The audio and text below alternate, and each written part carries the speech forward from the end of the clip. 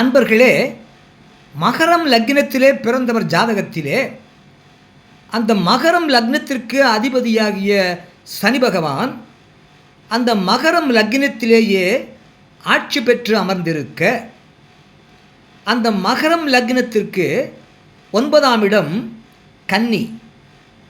அந்த கன்னிக்கு அதிபதி புதன் பகவான். அந்த 9ஆம் இடம் லக்ஷ்மி ஸ்தானம் என்றும் அழைக்கப்படுகிறது.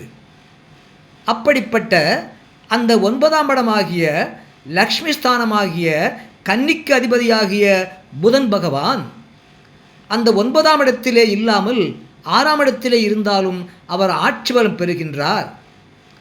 அந்த 9ஆம் இடத்திற்கு அதிபதியாகிய புதன் பகவான் 6ஆம் இடத்திலே மிதுனத்திலே ஆட்சி பலம் பெற்று அமர்ந்திருந்தால், இவ்வாறாக மகரம் லக்னத்திலே சனி பகவானும் லக்னத்திற்கு 6ஆம் இடத்திலே மிதுனத்திலே புதன் பகவானும் இருக்க, மகரம் லக்னத்திலே பிறந்த ஜாதகருக்கு லக்ஷ்மி தேவியின் அருட்கடாட்சம் கிடைக்கக்கூடிய லக்ஷ்மி யோகம் உண்டு என்பதாகும்.